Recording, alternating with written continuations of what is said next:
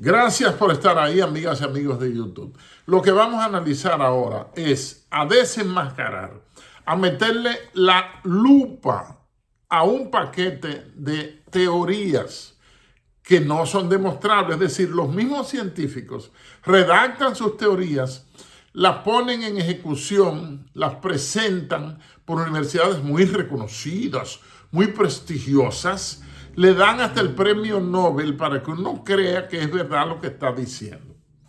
Entonces, hay demasiada falsedad en la ciencia.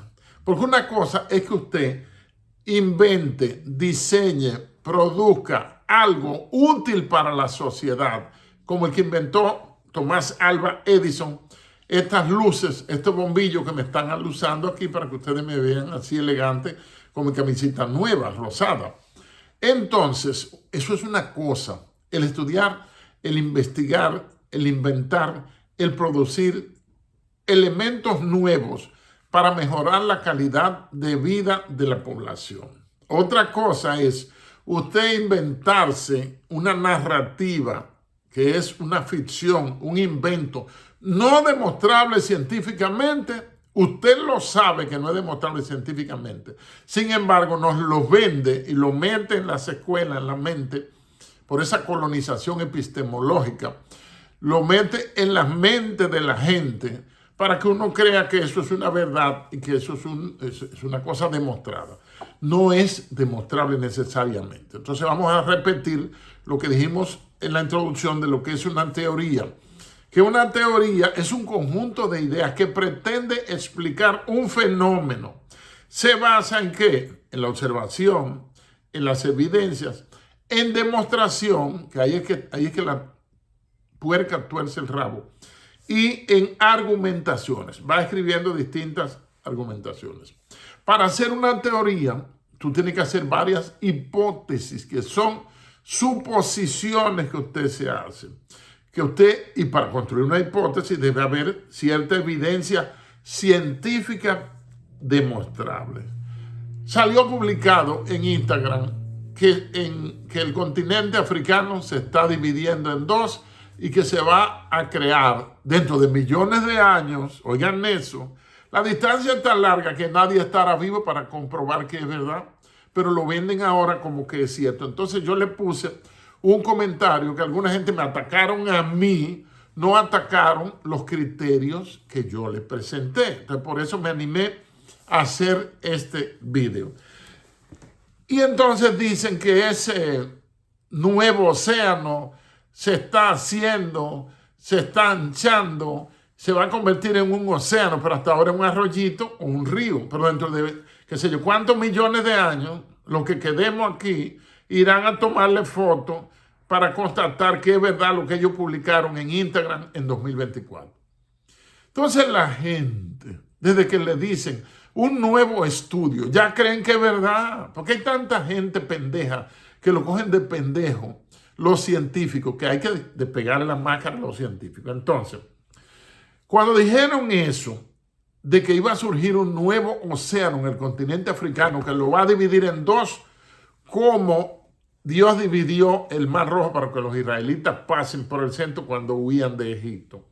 Entonces yo le puse, ¿con cuál tecnología midieron el tiempo para determinar que eso tiene millones de años? ¿Con cuál tecnología pudieron proyectar desde ahora que hicieron el descubrimiento a millones de años y pueden establecer dentro de millones de años que ahí se va a hacer un nuevo océano? Oiga eso. Otro punto. ¿Qué prueba documental tienen del alegado inicio de eso hace millones de años? Si hay un superviviente que vino en su idioma de hace miles de años, millones mejor dicho, y entonces les trajo la información a ellos que es verdad que ahí se está formando un nuevo océano. Es decir, son cosas tan pendejas, pero hay un detalle, y es que la gente, las masas, no piensan y olvidan pronto. Y la masa, la gente común y corriente, que son la mayoría, que no piensan, que no tienen conocimiento, que no se preguntan, que no se inquietan, que no cuestionan las mentiras que le están diciendo, comenzando por las mentiras del poder. Pues ellos prefieren creer y están dispuestos a creer cualquier cosa con tal de que sea tremendamente increíble. Las masas, les repito, están dispuestas a creer cualquier cosa con tal de que sea tremendamente increíble. Entonces podemos entrar aquí en la comparación entre fe y ciencia. Porque la fe, cualquier fe que sea, no solamente la fe cristiana, la fe judaica, ¿por qué, por ejemplo, la fe cree sin ver? Cuando Santo Tomás, que no estaba presente cuando el Señor se le aparece a los discípulos que estaban de duelo, trancados en una casa, y nadie le abrió la puerta y él se materializa, pues Tomás no estaba. Entonces Tomás, cuando le cuentan, vimos al Señor, el Señor volvió, pero ¿cómo va a ser si lo mataron, lo colgaron en un madero, le traspasaron el pecho? Bueno, pues él dijo, yo no creeré si yo no veo las marcas de sus heridas, si no lo saludo y si no meto el dedo en su costado, en su herida. Bueno, el Señor lo complació. Llegó y él entró, ay, mi Señor, ven, pon la mano aquí, mira mi herida, mira las llagas en mis manos. Y dijo, Señor mío y Dios mío, creo en ti y te adoro. Entonces el Señor le dijo, dichosos los que creen sin ver, los que no pidieron pruebas. De seguro Tomás no necesitaba pruebas porque él fue testigo del ministerio de Cristo y que él era Dios mismo. Sin embargo, Dios, comprendiendo nuestra limitación humana y comprendiendo amorosamente al hermano Tomás, le dio todas y más de las pruebas que quería. Entonces, por lo general, se ve antitético, como contrario, como enemigo, como antagónico a la ciencia y la religión.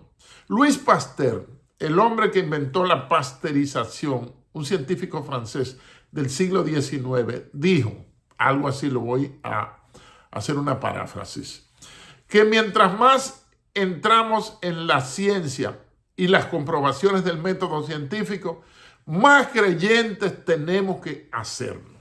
Ahorita vamos a analizar a uno de esos grandes fabuladores, que es Stephen Hawking, que murió hace un par de años de manera atea, mantuvo siendo ateo, no confesó a Dios ni siquiera en su lecho de muerte.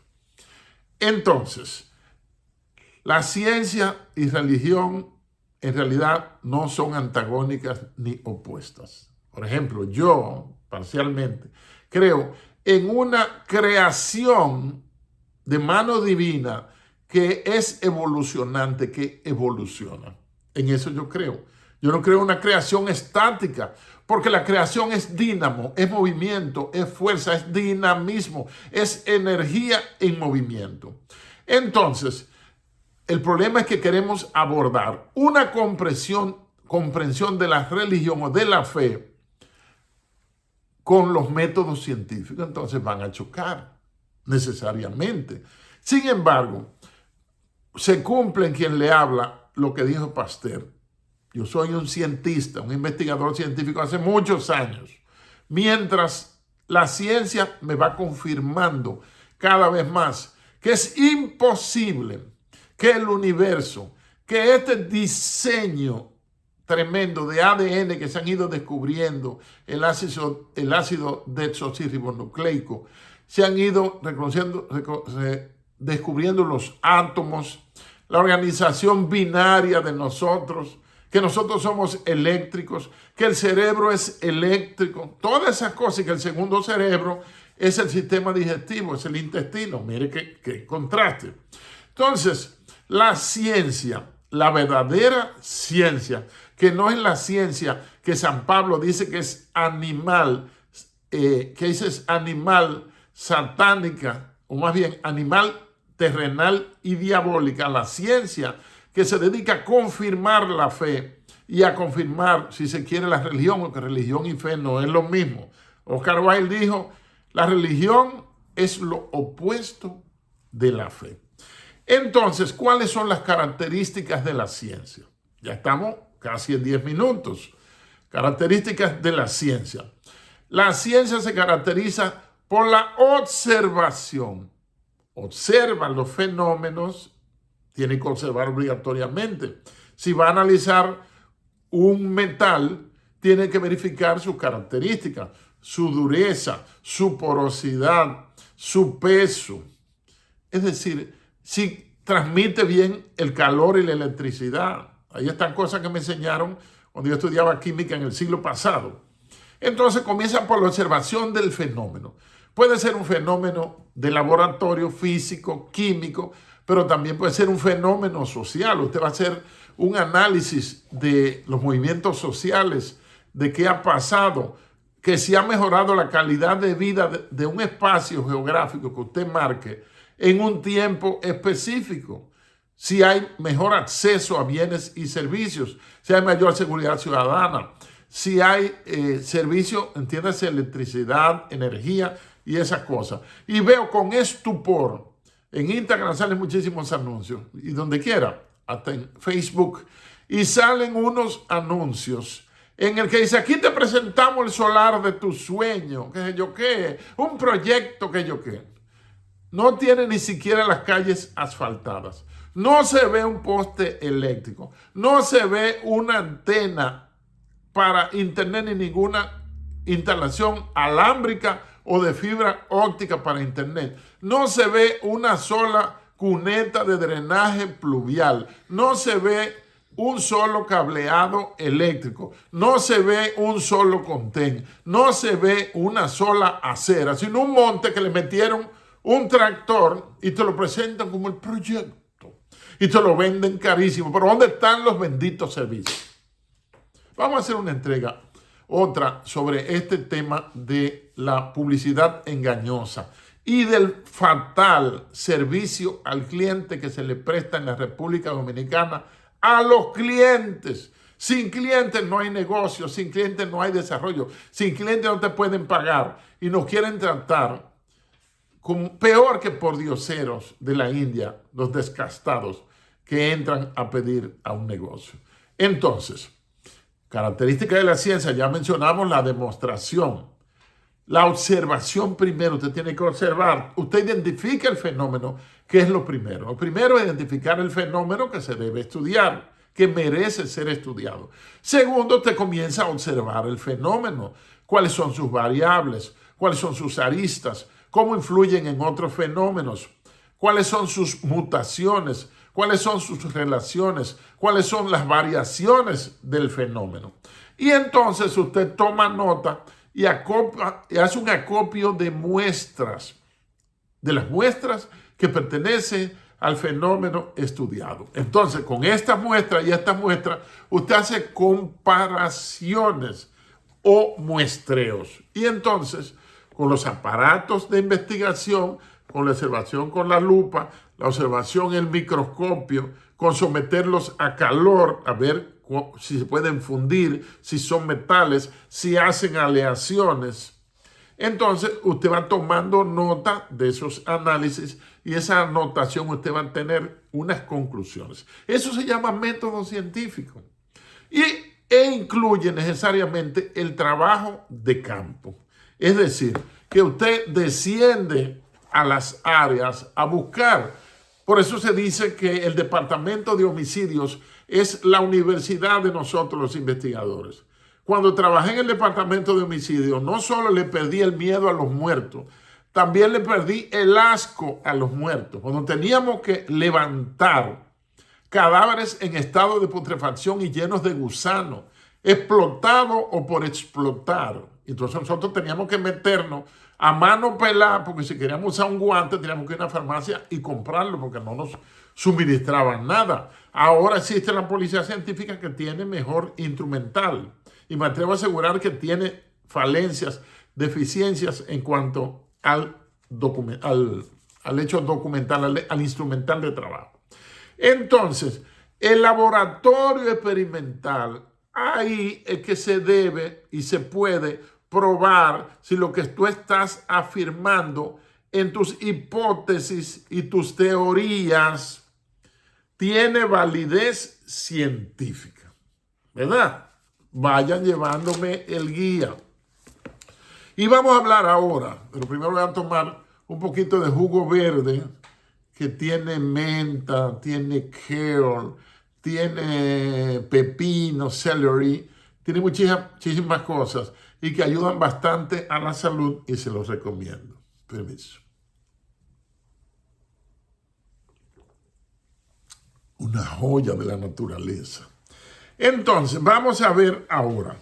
Cuando le hablaba de la formación del supuesto océano, me faltó una cosa. Y es que cuando hablan de millones de años, están mintiendo los científicos. ¿Por qué razón? Porque la medición del tiempo no ha sido la misma en todas las civilizaciones, ni ha comenzado a la misma hora y la misma fecha en todas las civilizaciones. Y todas las civilizaciones no tienen el mismo calendario.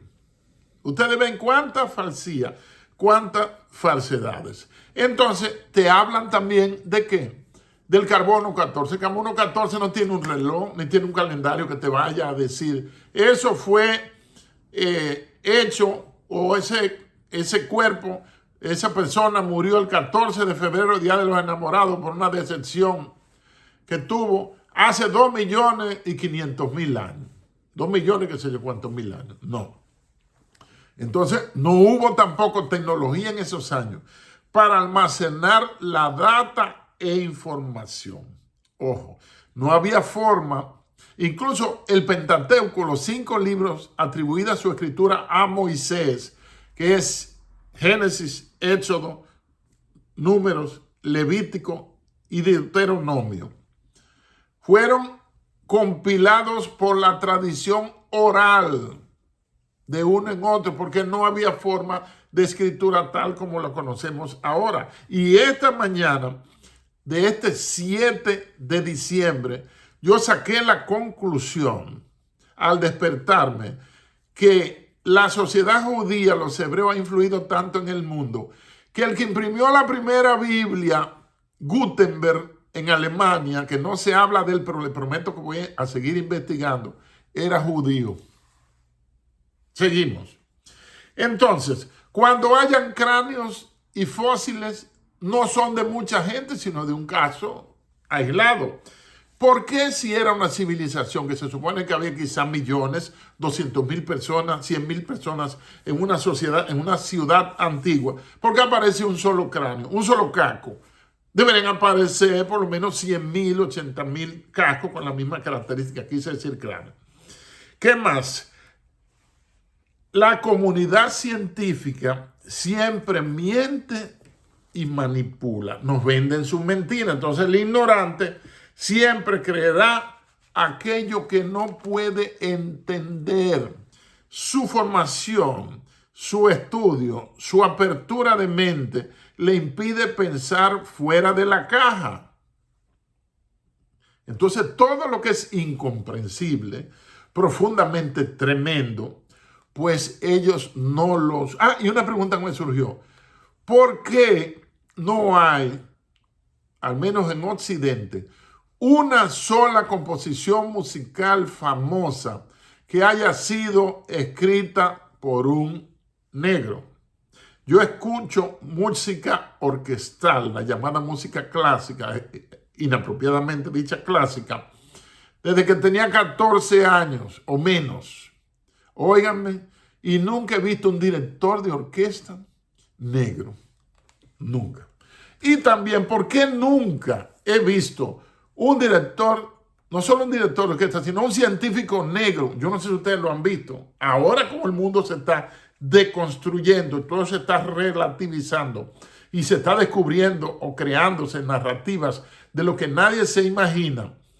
Cuando viene a ver, aparece un científico negro o un director de orquesta negro. Entonces, una cosa es construir algo útil para la humanidad y otra es diseñar de su mente atormentada o su mente de científico loco una nueva teoría, ¿verdad? Entonces, ellos acostumbran formar teorías y narrativas que no son científicas si se las analiza con el rigor del mismo método científico del cual ellos tanto hablan. Entonces, Vamos a analizar ahora los tres personajes de tres teorías. Una es la teoría de la relatividad de Albert Einstein. Otra es la teoría de la evolución de Charles Darwin. Y otro es la teoría de Sigmund Freud, el padre del psicoanálisis. Son cuatro. Y el cuatro, la teoría del Big Bang de nada menos que Stephen Hawking. La primera, Albert Einstein era judío, vivía en Suiza, nació en 1879 y murió en 1955. Y ha tenido como el más grande inventor, el más grande científico de la historia. Pero él no inventó nada para la utilidad de la humanidad, sino que como él trabajaba en una oficina de patentes, él analizaba y copiaba cosas. Y esa fórmula de que energía es igual a masa por gravedad a la segunda, E es igual a mc a la segunda. Si fallé, estoy hablando de memoria.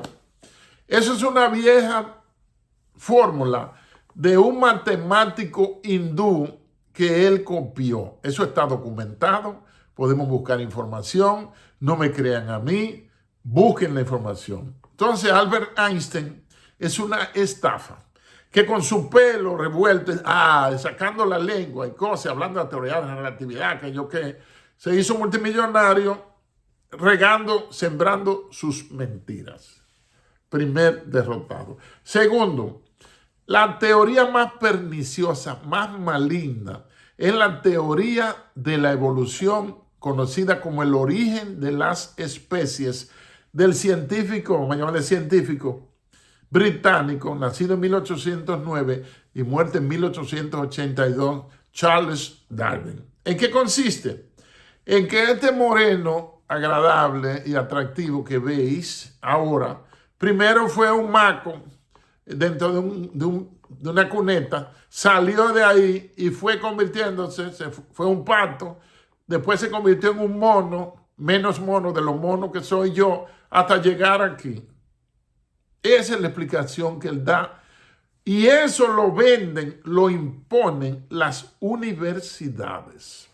No le ponen a un estudiante que se va a graduar de ciencias, por ejemplo, que analice el probable contenido científico de cualquiera de estas teorías. No, son aceptadas y ya, si tú le pones una cosa contraria, los profesores te queman. O que analice científicamente la teoría del origen de las especies, de la evolución, que el hombre viene del mono, de Charles Darwin. No le ponen eso, sino usted tiene que poner la mentira que ellos han aceptado. Y eso tiene una finalidad diabólica, que negando la creación, usted está negando la existencia de Dios. Segundo derrotado. Luego, el que tiene más peso científico es precisamente uno que no, por ejemplo, Albert Einstein no construyó nada, no inventó nada para el bienestar de la raza humana. Nada. O sea que son científicos inútiles. Tampoco Charles Darwin construyó ni inventó una butaca, un bolígrafo, una computadora, un bombillo, nada. No inventó nada, una máquina lavadora de platos, nada para beneficio de la humanidad.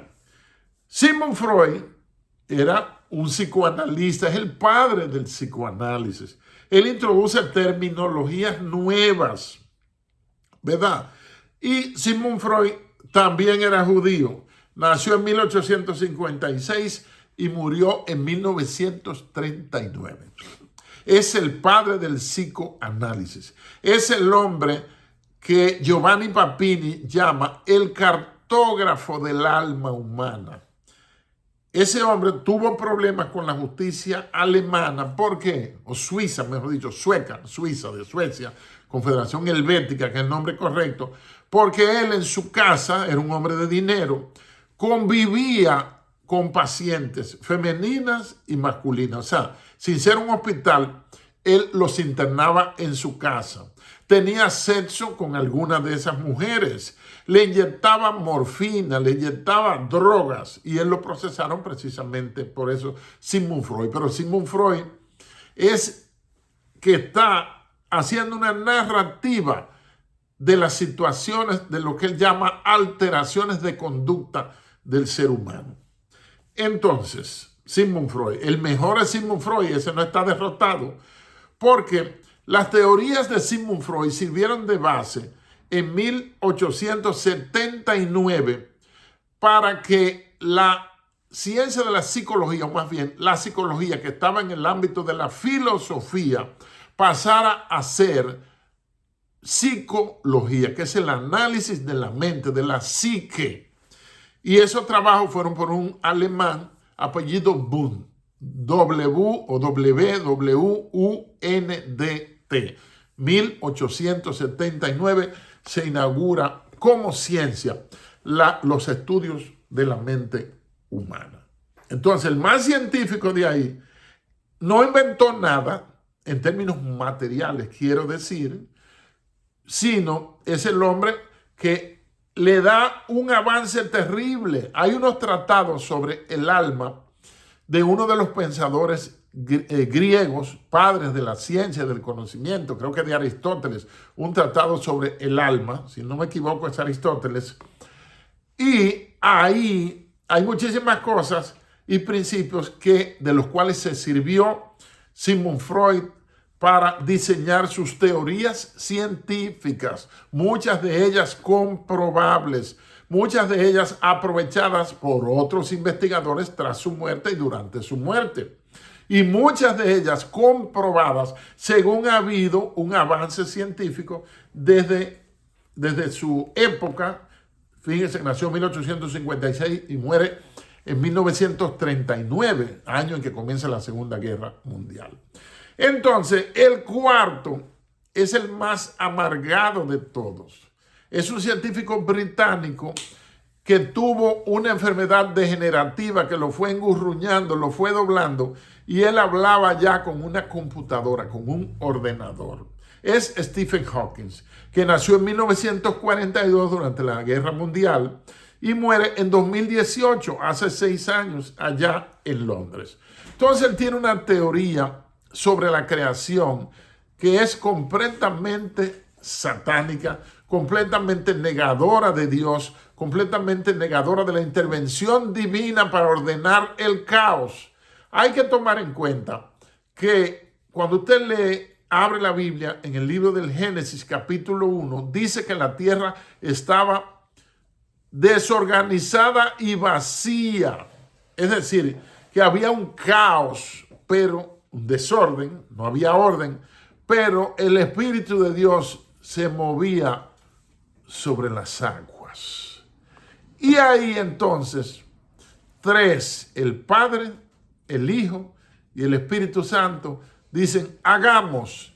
Y comienza la creación que pasa por 6 días literales y el hombre se encargó a ponerle nombre a eso, ordenándolo o analizándolo con los planetas y satélites. ¿Cómo se explica? Bueno, la luna, Moon Day, día de la luna. Martes, Marte, el dios de la guerra. Miércoles, Mercurio. Jueves, Júpiter. Viernes, Venus, una mujer hermosa. Sábado, Saturno. Y domingo, o Sunday, día del sol. Fíjense por qué los fines de semana son los lunes son tan enredados. Porque mientras los otros días, si tomamos en cuenta lo que ellos dicen de que cada día está regido o gobernado por un planeta, bueno, los dos gobernados por mujeres es el lunes, Monday, día de la luna, y el Friday o viernes de Venus, que es otra mujer. Entonces, por eso hay tanto caos los viernes y los lunes son tan lunáticos, tan traumáticos. Es un invento que yo me he hecho, usted no tiene que creer en eso. Si usted quiere, lo único que puede hacer quizás es reírse de eso. Entonces, ¿qué hizo Stephen Hawking? Stephen Hawking se declaró ateo, o sea, tiene que negar, tiene que declararse ateo, negando la existencia del Dios que él tantas veces negó. Ojo. Entonces, él es el hombre que se sentó, que alguien le escribiera, porque él no podía escribir, porque estaba así con una esclerosis múltiple, postrado en una silla de ruedas electrónica que se cargaba, y le escribió la teoría del Big Bang, que significa una gran explosión. Entonces yo le voy a preguntar, antes de explicarle la teoría, ¿de dónde le salió a él esa idea tan loca, tan poco científica, tan acientífica? Porque una explosión nunca ha construido orden. Nunca una explosión va a construir orden y equilibrio como está ordenado nuestro cuerpo, como están ordenados los días, los movimientos de los astros. Fíjense que entre el día de ayer, día 6, y hoy, día 7, se alinearon todos los planetas, los 9 planetas conocidos, aunque han surgido otros planetas. Y siempre imaginamos que los planetas son de tierra, los planetas son de plasma, la mayoría son gaseosos. Algunos son inhabitables por las altas temperaturas que tienen o por todas esas, como Saturno dando vueltas. Plutón también, prendido en candela. Entonces, lo que él dice es, ese señor de la Universidad de Cambridge, un científico muy respetado, que cobraba miles y miles de dólares y libras esterlinas y hasta euros por ir a dar conferencias regando su mentira. No estamos en un mundo de locos. Entonces, Stephen Hawking lo que dice es que el universo, que es inmarcesible, es decir, que no tiene medida, fue fruto de una gran explosión, producto de un choque de energía en un momento que no se sabe de la historia de la humanidad. Y vuelve a la mentirita de los millones de años, que no hay forma. El mundo no se sabe cuántos años tiene, pero sí tuvo un momento de partida, un momento donde Dios puso orden que se llama la creación. Créalo usted o no, pero es más científico creer que hubo un poder que hasta los ateos, los agnósticos lo tienen, lo comprueban, lo pueden comprobar cuando el sol sigue saliendo, ¿verdad? Cuando el día sigue durando lo mismo, cuando las estrellas y las constelaciones están en su mismo lugar. Por eso dice David en uno de esos salmos que Dios le puso límite a las aguas y que suspendió en el mundo, en el espacio. No hay una mano visible que lo agarre. Entonces lo que él dice es que todo este orden del universo tan exacto, tan perfecto, que el mismo telescopio Hubble y las sondas que han lanzado confirman una creación organizada, confirman una creación científica. Ellos entonces niegan, por no darle el crédito a Dios, al cual niegan en su ateísmo acendrado, ¿verdad? E impenitente, pues entonces niegan al Creador, negando la creación. Entonces lo que él dijo fue que hubo una gran explosión en el universo en un momento que nadie sabe, y entonces ahí comenzó todo. Y habla de las llamadas agujeros negros en el espacio. Eso tiene más lógica. Está también el científico Higgs, que descubrió el bolsón de Higgs, de que un espacio terrible, negro, oscuro, insondable, en algún espacio, en algún punto del universo. Pero pregúntele si él voló para allá para ver realmente que eso existe. Entonces, como son cosas tan estrambóticas, tan satánicamente incomprensibles, pues la gente la cree porque es más cómodo creer que preguntarse, que hacerle caso a Descartes con la duda metódica. René Descartes, que fue el hombre que dijo, el hombre es una caña pensante que es el mismo en todos los tiempos y en todas las latitudes. Eso dijo René Descartes. Esas son citas que hay que tenerlas guardadas ahí. Por eso hay que leer. Si tú no lees, Tú vas a estar narigoneado por cualquiera, por el poder y llevado donde sea. No temas que un ignorante te acuse de ser loco, porque eso es un piropo.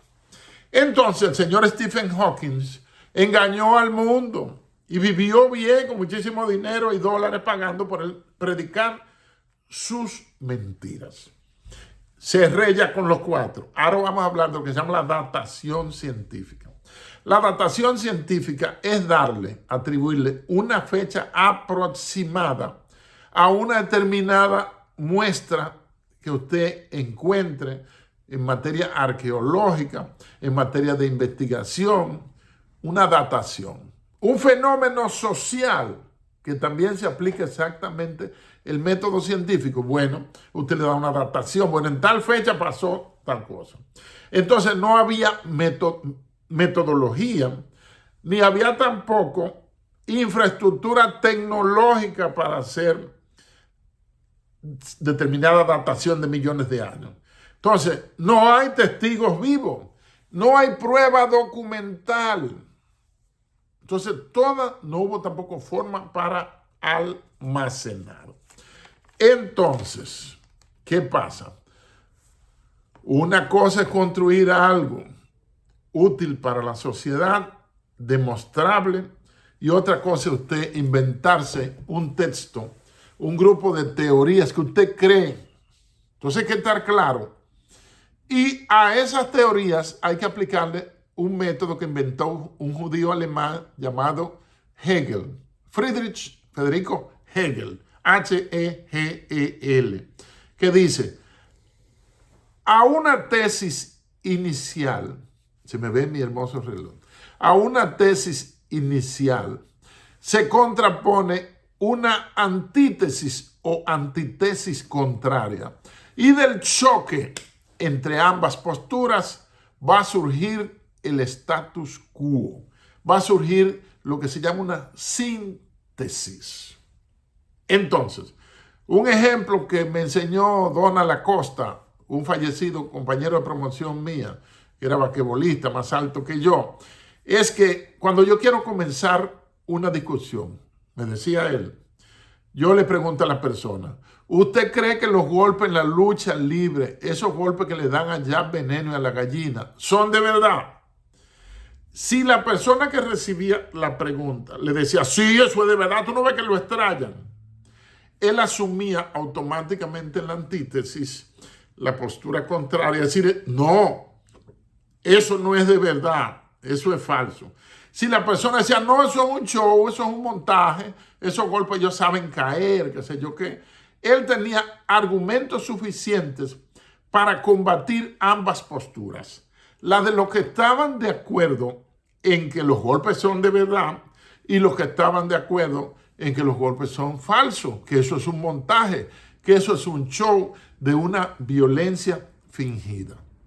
Ahí ustedes entendieron con un ejemplo comprensible, tremendamente comprensible, de lo que es la tesis, la antítesis o antitesis, y del choque entre ambas o entre ambas, entonces surge lo que se llama la síntesis, que es como un decantado, que es como un consomé de conceptos y experimentaciones científicas para entonces llegar a una supuesta verdad científica.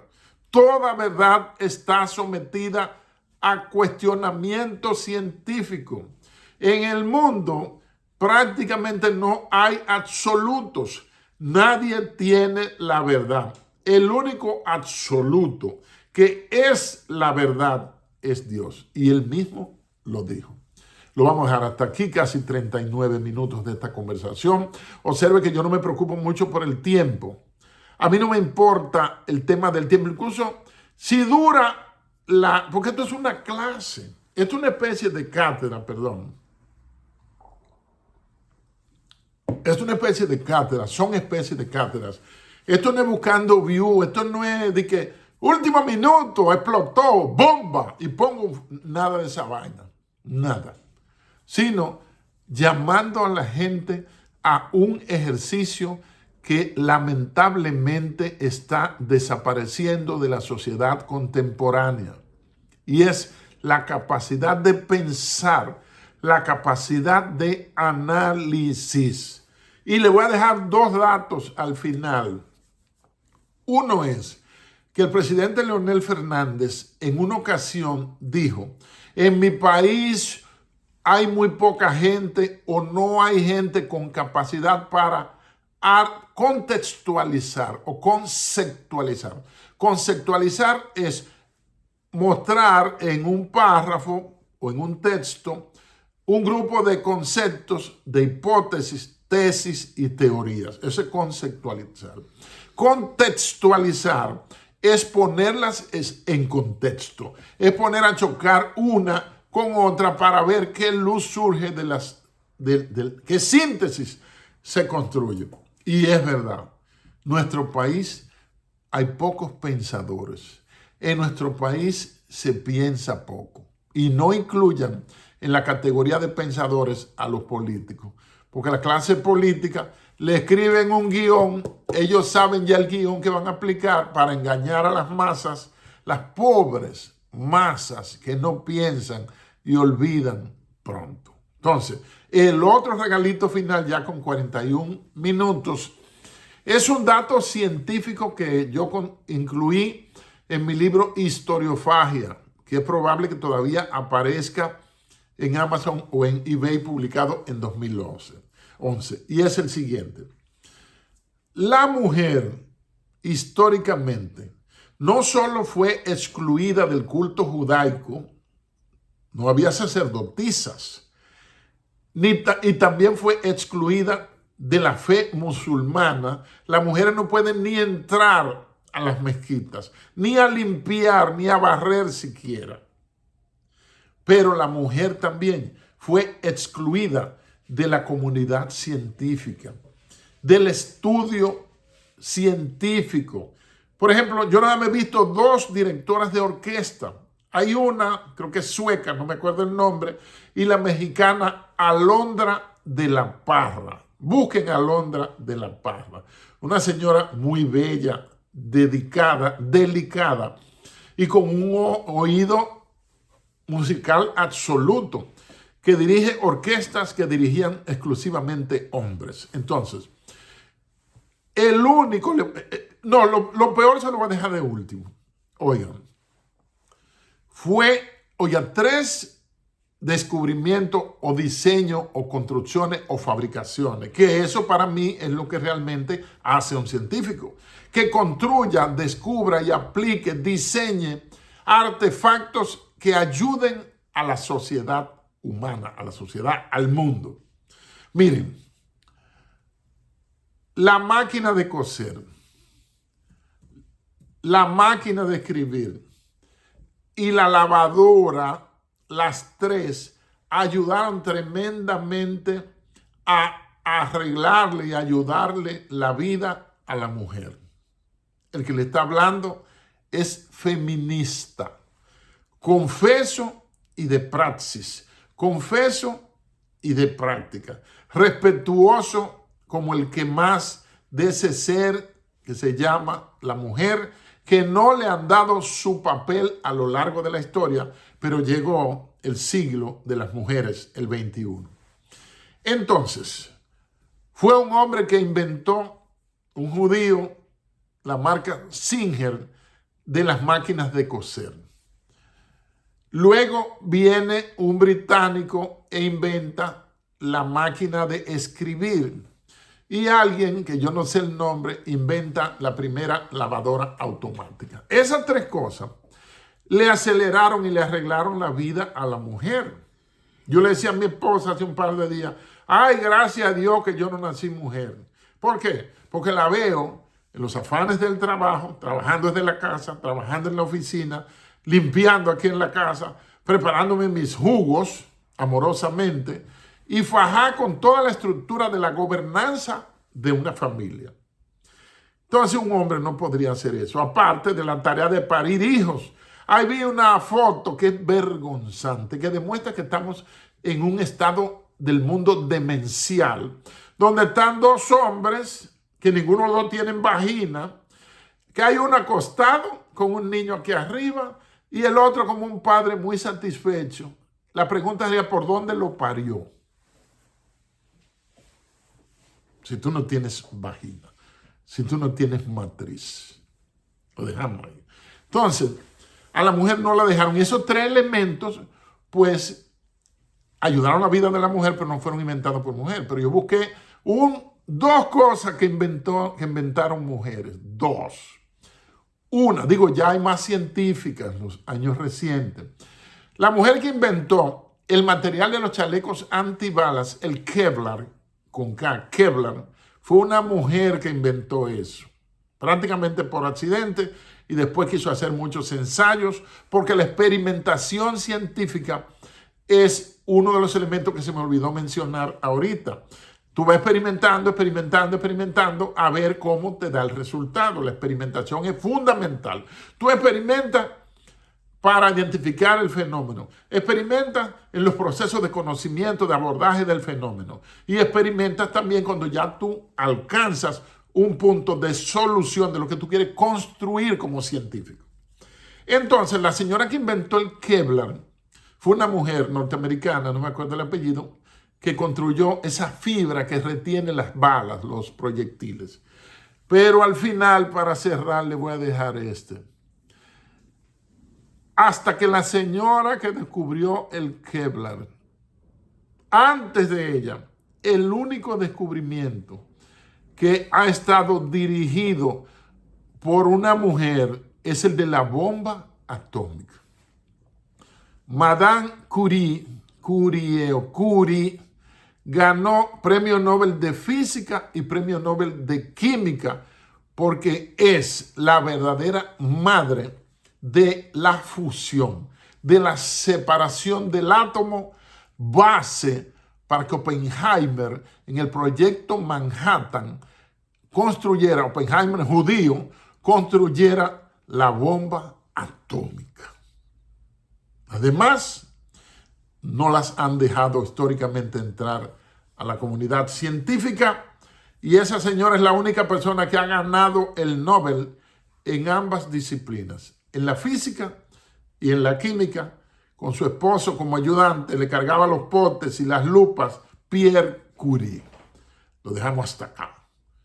Espero que hayan disfrutado esta cátedra que humildemente le presentamos. Si usted no está de acuerdo, escriba en la caja de comentarios de manera respetuosa, así como yo le contesto. Hasta los imbéciles, a los ignorantes, a los que me insultan, yo le contesto como un caballero. Porque no debemos rebajarnos a la condición letrinesca de ciertas personas que tienen la libertad de opinar aquí. Muchas gracias.